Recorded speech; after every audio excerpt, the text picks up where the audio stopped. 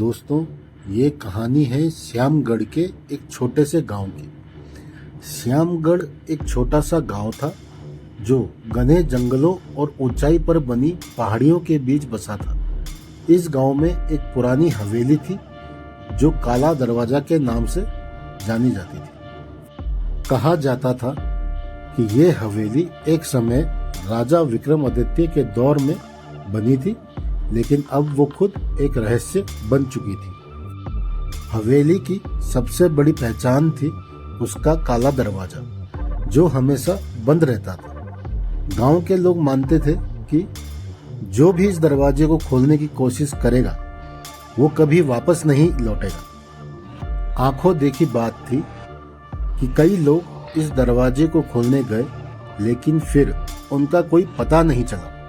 लोग डर के मारे हवेली के पास भी नहीं जाते थे। एक दिन शेखर नाम का नौजवान शहर से गांव में आया। शेखर एक रहस्य को खोजने वाला पत्रकार था और उसने काले दरवाजे के बारे में सुना था। उसका मन उस रहस्य को सुलझाने के लिए बेचैन था। गांव के लोगों ने उसे रोकने की कोशिश की, लेकिन उसकी जिद और उत्सुकता के आगे सब बेकार था। शेखर ने रात के समय हवेली का रुख किया।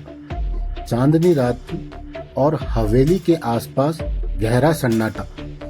जैसे ही शेखर ने हवेली के अंदर कदम रखा, एक ठंडी हवा का झोंका उसके चेहरे से टकरा गया। उसके सामने एक आंगन था जो पुरानी मूर्तियों और पिछले जमाने के अवशेषों से भरा हुआ था। शेखर सीधा काले दरवाजे की ओर बढ़ने लगा।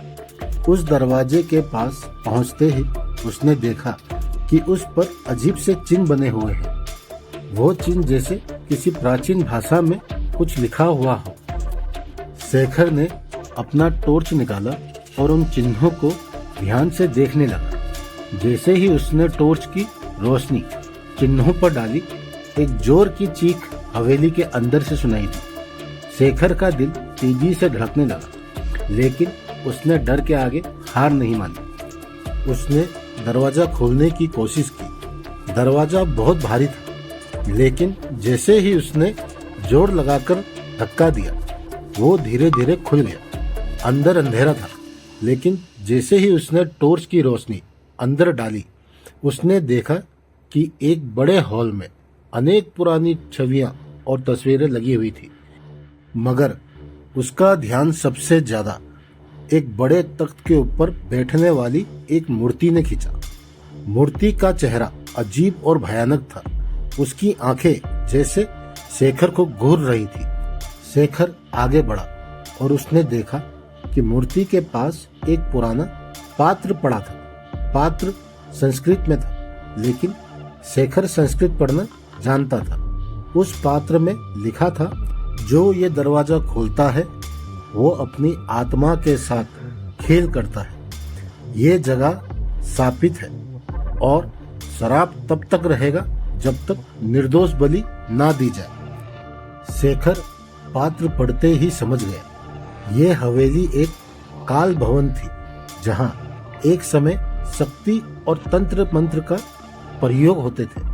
उसका मन अब यहाँ से निकलने का था, लेकिन जैसे ही उसने मूर्ति के पास से मुड़ने की कोशिश की, हवेली के अंदर का दरवाजा जोर से बंद हो गया।